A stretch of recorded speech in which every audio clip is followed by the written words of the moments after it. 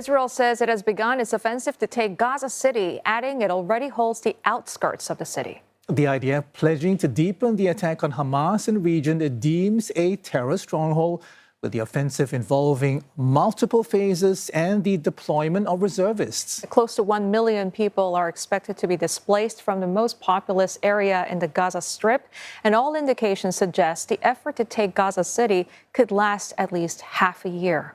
It comes as Israel tells Qatari negotiators that its condition for a ceasefire is the release of all hostages in Gaza, not some. The proposal, which Hamas has agreed to, was based on one mooted by the U.S. Special Envoy Steve Witkoff in June, which envisions the phased release of remaining captives over a 60-day ceasefire window. For more on the IDF offensive into Gaza and Israel's rejection, apparently, of a truce proposal, let's speak now with Ryan Bohl, his senior Middle East and North Africa analyst with RANE.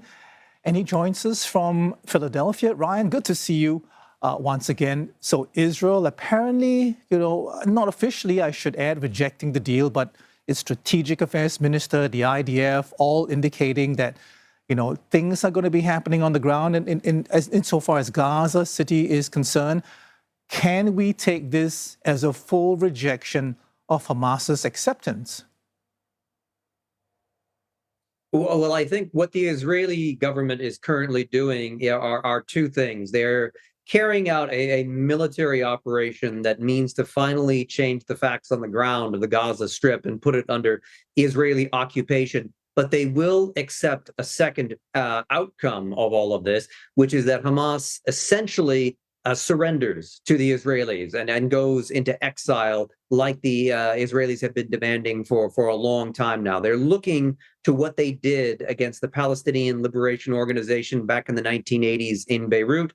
That resulted in the PLO going into exile in Tunisia, and eventually the PLO became a fundamentally different type of organization and no longer a threat to Israel. That's what the Israelis are aiming for, and either it will come about through a military occupation where they're hunted down over however long that takes, or through their preferred outcome for Israel, which is their surrender and exile.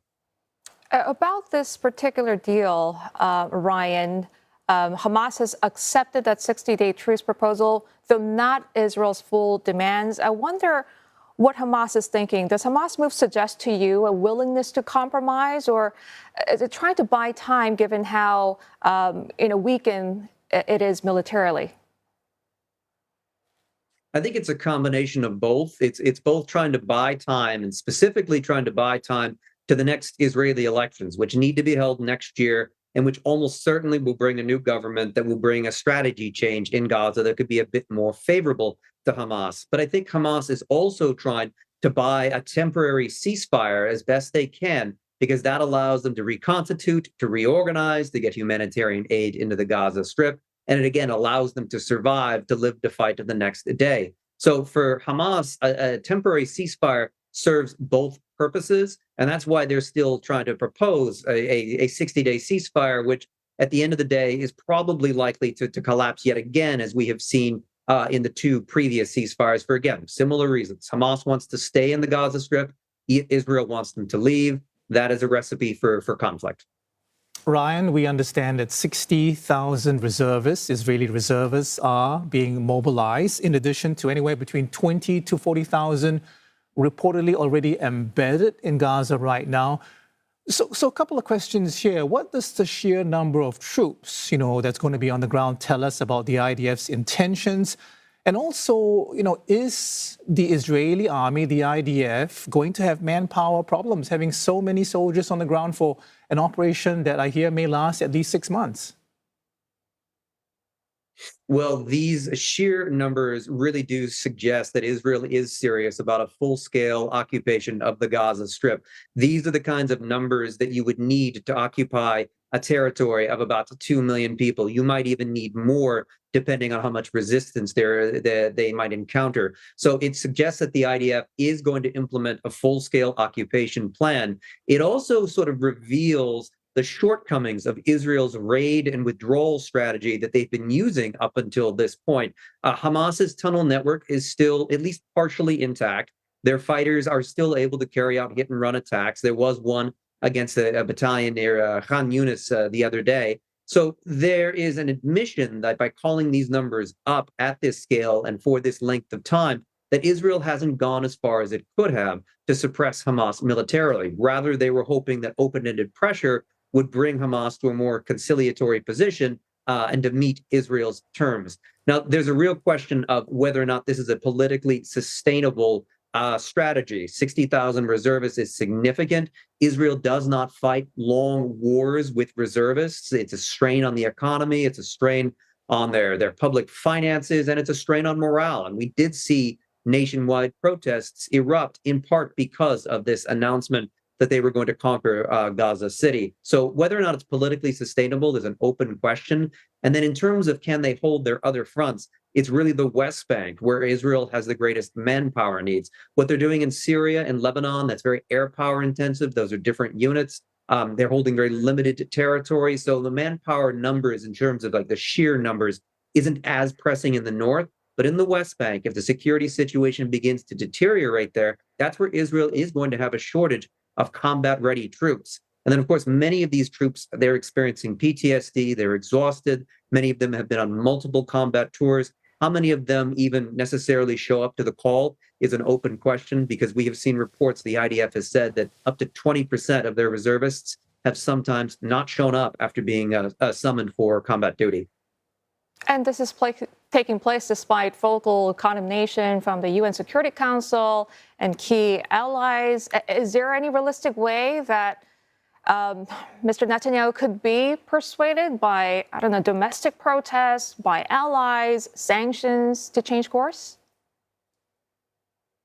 I think the most likely thing, absent the United States changing its position, which under President Trump doesn't seem very likely at the moment. He's backed Netanyahu ever since he returned to power in January. But if there is a general strike inside of Israel, and we're not currently seeing signs of that, but that's one of those few things that might cause the Netanyahu government to realize that they do have to change their strategy for the Gaza Strip. Now, many Israelis do favor the elimination of Hamas. They want to be pushed out of Gaza and no longer be their neighbor. So a general strike still requires some hurdles socially and politically to overcome before we see that happen. But if Israel grinds to a halt, if the labor unions, if the reservists, if the opposition all unite into a nationwide protest movement, similar to what the U.S. had in Vietnam back in the 1960s, then I do think we would see a change in Israeli behavior. But again, we're still pretty far away from that. But that's certainly something that I'm watching for going forward, especially as this campaign will be extended.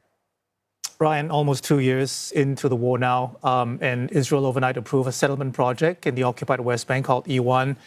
It's also attacked several of its Western allies for recognizing a state of Palestine. So I'm wondering now, I mean, is there a plan that has been put forth? Are there signs of it? Because Israel rejects a two-state solution. It doesn't want a one-state solution. It doesn't want the Palestinian Authority. It wants Hamas to go into exile. Are there indications of a plan and what's acceptable to Israel as a governing body for Palestinians? Well, I think that under this Israeli government, we have an idea of what their plan is, which is to push as much military pressure on Gazans and then find host countries to reduce the population of Gaza. And we've seen this South Sudan, Uganda, Indonesia, Somaliland.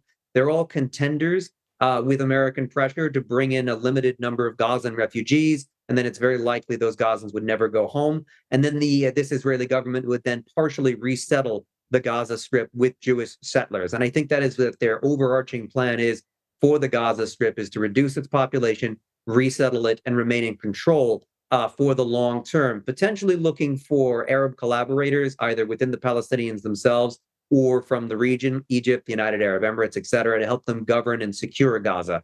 Now, in the West Bank, that's already what they're doing, minus the displacement efforts. They're not trying to push West Bankers out into other countries abroad. Instead, what they're trying to do is divide up major Palestinian cities through things like the E1 settlement, to essentially shove them into what could be termed reservations, like in the American context.